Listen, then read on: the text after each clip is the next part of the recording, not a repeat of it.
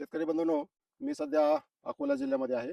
इथले श्री दिलीप ठाकरे जे शेतकरी आहेत, ते फार वेगळ्या पद्धतीने, अत्याधुनिक पद्धतीने कापसाची लागवड करतात आणि त्यांचं जे क्षेत्र आहे, ते दरवर्षी 50 ते 60 एकर एवढं असतं आणि त्यांची जी उत्पादकता आहे म्हणजे प्रति एकर, कधी त्यांना 12 क्विंटल होतो, कधी 15 क्विंटल होतो, कधी 20 क्विंटलपर्यंत पण जातो. म्हणजे सरासरी 15 क्विंटल सरासरी त्याला कापूस पडतो. ही कापसाची लागवड जी पद्धत आहे, त्याला आपण सघन कापूस लागवड तंत्रज्ञान म्हणतो आणि त्या पद्धतीचीच लागवड आहे. आणि या ठिकाणी अंतर कमी केलं जातं लागवडीचं. 2 ओळीमध्ये जे अंतर आहे, ते 3 फूट ठेवलं जातं आणि 2 झाडामधलं अंतर जर हलकी जमीन असेल, तर अर्धा फूट ठेवलं जातं आणि मध्यम ते भारी असेल, तर आपण 2 झाडामधलं अंतर 1 फूट ठेवतो. आता ही सर्व जी लागवड आहे, ती मजुरांना करता येईल, परंतु खर्च वाढतो. त्यांनी यातून एक मार्ग काढलेला आहे आणि एक नवीन प्रकारची जी मशीन आहे लागवड करण्याची, ज्याला न्यूमॅटिक प्लांटर म्हणतो किंवा व्हॅक्यूम प्लांटर म्हणतो, त्या पद्धतीने त्याची लागवड करतात, हे पेरणी करतात.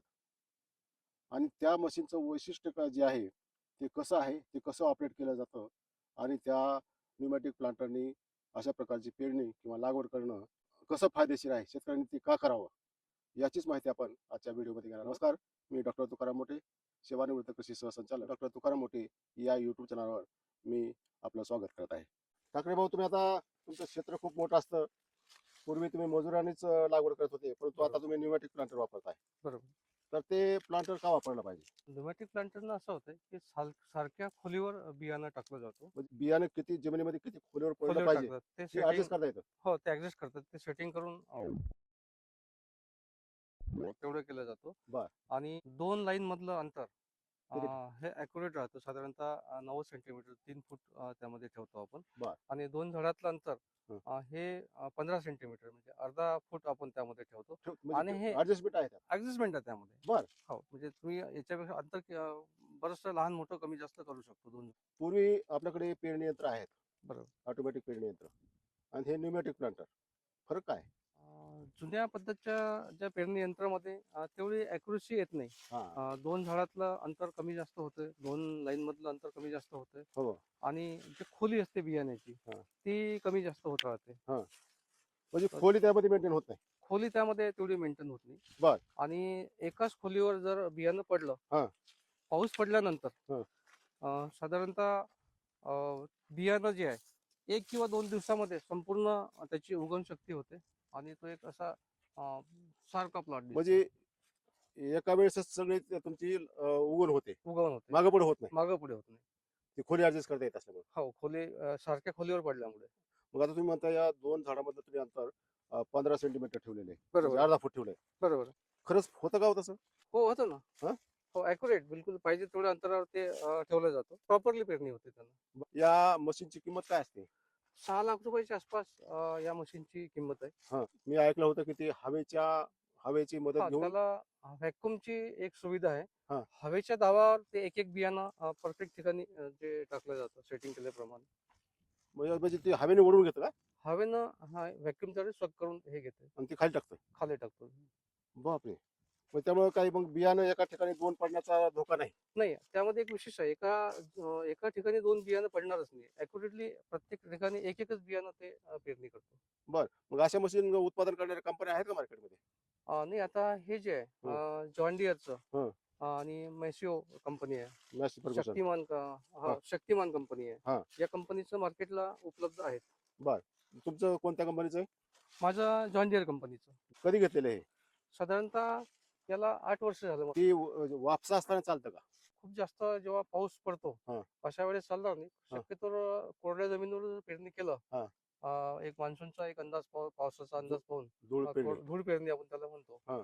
अशा पद्धतीनं पेरणी केली तर खूप चांगला त्यात पेरणी होते. हं. किंवा पाऊस पडला, हं. पाऊस पडल्यानंतर जेव्हा ज्या सिच्युएशन मध्ये ट्रॅक्टर चालतो शेतामध्ये, हा. अशा पद्धतीमध्ये चालतं अशा ते. वेळेस आपण ते लागवड हे करू शकतो, म्हणजे पेरणी जास्त करू ओल शकतो. चालणार नाही फक्त एवढीच. खूप जास्त ट्रॅक्टरचे चक्के फसतील असं एवढे वर नको त्याला. बर.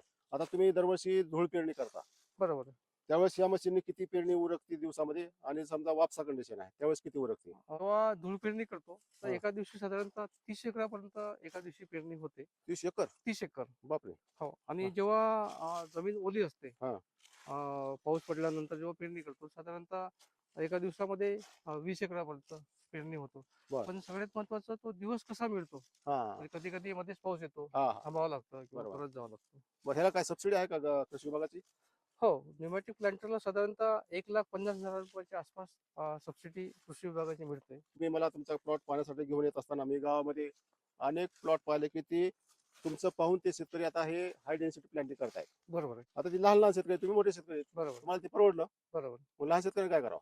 नाही, लहान शेतकरी पण साधारणतः त्या पद्धतीनं पेरणी करतात. हं. ज्या शेतकऱ्यांना न्यूमॅटिक प्लांटर आमच्या जिल्ह्यामध्ये जर पाहिलं तर बरेचसे न्यूमॅटिक प्लांटर भाडे तत्वावर उपलब्ध असतात.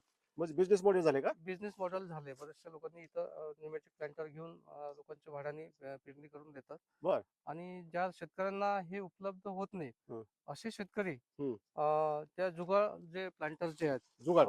जुगाड प्लांटर हा. जे आमच्या मूर्तिजापूर मार्केटमध्ये हा. जळमकर इंडस्ट्रीज आहेत त्यांनी जे डेव्हलप केलेले आहेत, हा. त्या प्लांटरने पेरणी करतात. त्याची काय अं, किंमत राहते साधारणतः? साधारणतः त्याची किंमत जी आहे हं. तर 45 ते 50,000 रुपयाच्या आसपास त्याची किंमत आहे. फार स्वस्त आहे मग. न्यूमॅटिक प्लांटर एवढं त्याचं अॅक्युरेसी येत हा. नाही, पण शेतकऱ्याचं काम कमी पैशामध्ये चालून जातं. म्हणजे न्यूमॅटिक प्लांटर मध्ये अॅक्युरेसी आहे महत्वाचं. अॅक्युरेसी आहे. तुम्ही न्यूमॅटिक प्लांटर घेतल्यानंतर तुमची चांगला कापूस पाहून इतर काही शेतकऱ्यांनी घेतला असेल ना इथं? हो, बऱ्याचशा शेतकऱ्यांनी स्वतः विकत घेतले. बऱ्याचशा शेतकऱ्यांनी सुरुवातीच्या काळामध्ये जुगाड प्लांटरनं पेरणी करून त्याची जेव्हा उत्पादकता वाढते, जेव्हा हा. शेतकऱ्याची क्रयशक्ती वाढते, हम्म. मग तो न्यूमॅटिक प्लांटर 6 लाख रुपयाच्या आसपासचं जे आहे हा. त्या प्लांटर पर्यंत तो खरेदी करतो. हे आमच्या परिसरामध्ये एक जर पाहिलं हा. 10 वर्षाआधी आमच्या इथं शेतीचं जे भाडं प्रति एकर हा. एका वर्षासाठी हा. साधारणतः 7 ते 8,000 रुपये प्रति एकर भाडं होतं ठोक्याने. ठोक्याने. हा. आणि आज या आमच्या परिसरामध्ये हा. या खारपान पट्ट्यामध्ये हा. साधारणतः कापसाचं उत्पादन वाढलं. हा.